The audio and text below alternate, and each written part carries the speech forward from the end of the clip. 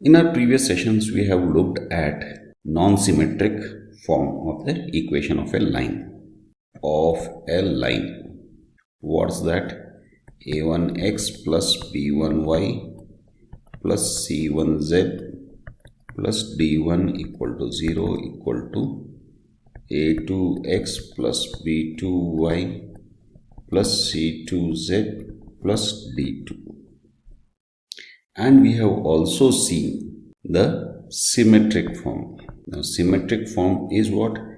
X minus x1 by L is equal to y minus y1 by M equal to z minus z1 by N. Okay. So, now if we want to convert this from non-symmetric to symmetric form, what do we require? We require the direction cosines and we require a point on the line.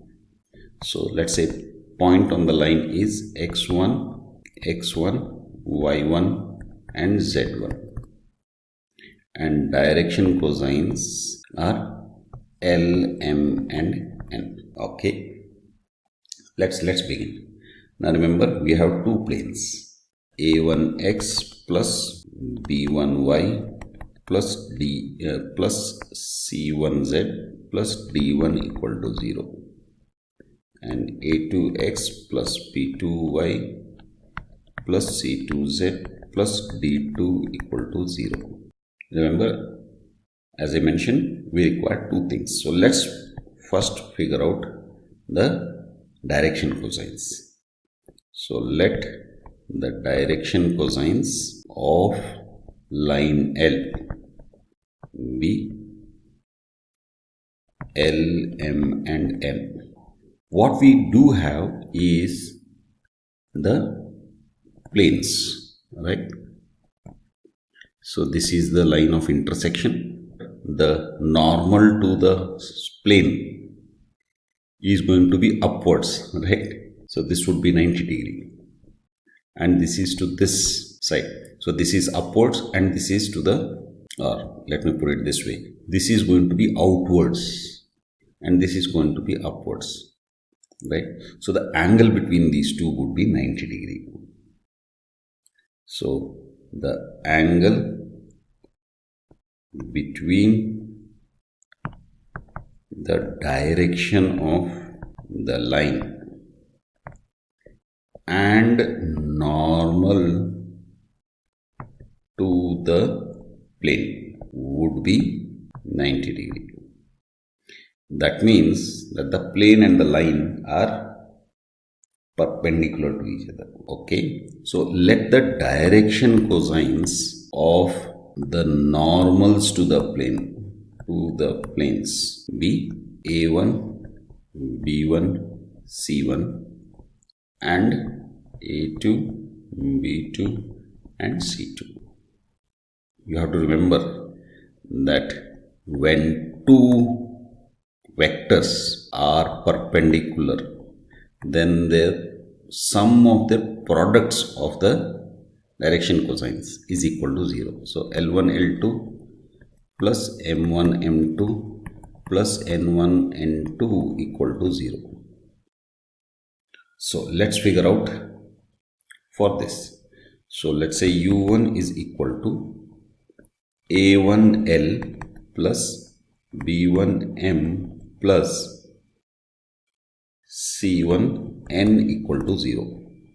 Here remember, A1, B1, C1 are the direction cosines of the normals to the plane, one of the planes, and L, M and N are the direction cosines of the line of intersection. Now with respect to the other plane, we would have A2L plus B2M plus C2N equal to 0. Now, which basically means, since they are perpendicular, with respect to the line, or since L is perpendicular to U1 and U2, we can say L by B1 C2 minus C1 B2 is equal to m by c1 a2 minus a1 c2 equal to n by a1 b2 minus b1 a2. Now how did this come? We have already looked at this before. So if you have a matrix L, M and N, a1 b1 c1 a2 b2 c2, right? So if you find the determinant, it would come like this. With respect to L, we would have b1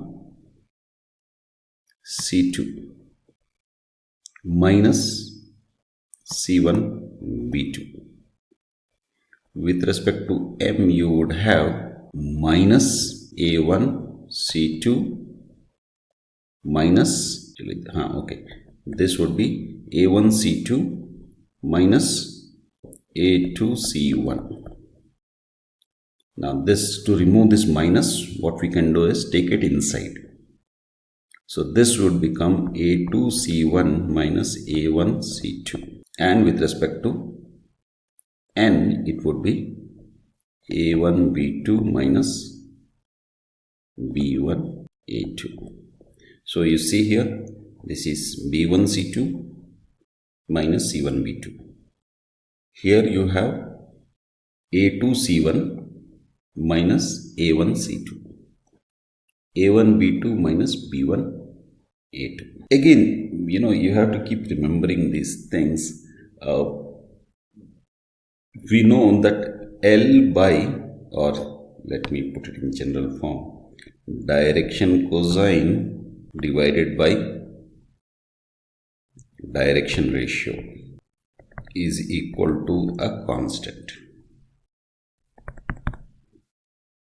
Actually, this again we had looked at it in this form. L by x equal to 1 by square root of x square plus y square plus z square, and similarly for m by y equal to 1 by square root of x square plus y square plus z square, and similarly for n by z. Now, which means that since L is the direction cosine, b1 c2 minus c1 b2 must be the direction ratio.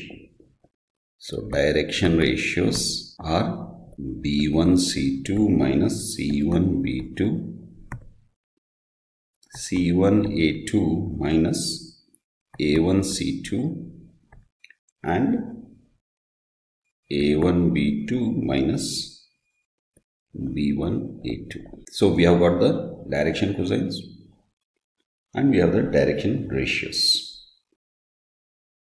Now let's look at the coordinates of a point on line L, line of intersection. So remember, a1x plus b1y plus c1z equal to 0, or plus d1 equal to 0. a2x plus b2y plus c2z plus d2 equal to 0. Now in these equations, let's substitute z with 0, or let's say z is equal to 0. So our equations become a1x plus b1y plus c1 will disappear, d1 equal to 0, a2x plus b2y plus d2 equal to 0. And just like before, we can say x, because we want to find xy. So x would be equal to b1 d2 minus d1 b2 equal to y by d1 a2 minus a1 b2 equal to z is not there, 1. Coefficient of d1 is 1.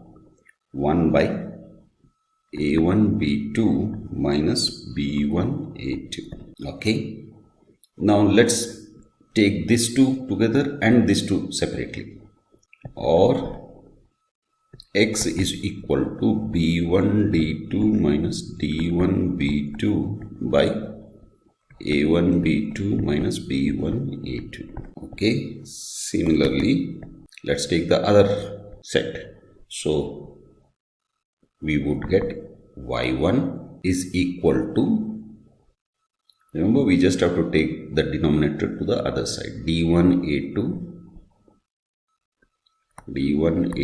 minus a1 d2 by a1 b2 minus b1 a2. Okay, so we have got the coordinates of a point on L is x comma y comma z equal to, x is what? x1 is, let's say, alpha, y is, let's say, beta, and z is 0, right? Because we set it to 0. Now why do we actually set it to 0? We can actually use any other value, but by putting it 0, our calculations become simpler. And do we have to put z as 0 only? No, we can make x equal to 0, or we can make y equal to 0. We basically want to make one of these to disappear. Okay, so now here alpha is b1 d2 minus d1 b2 divided by a1 b2 minus b1 a2, and beta is equal to d1 a2 a1 d2 divided by a1 b2 minus b1 a2. So therefore now we have got both.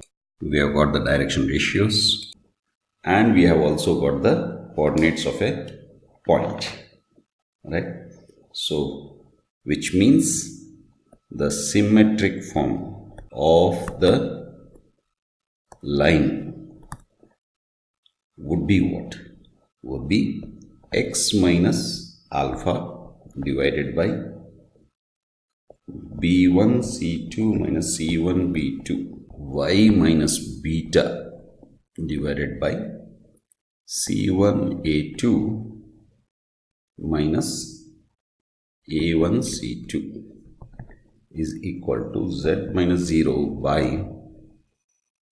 a1 b2 minus b1 a2. Now remember, here alpha and beta have specific values. Okay, so alpha is written upstairs, this is written upstairs. Now this is the direction ratios. This is the direction ratio. Remember, in the denominator it can be either a direction ratio or the direction cosines. So I started off by saying direction cosine, but here I am using direction ratio. It can be either one of them. Okay, so that's it for today. Bye for now.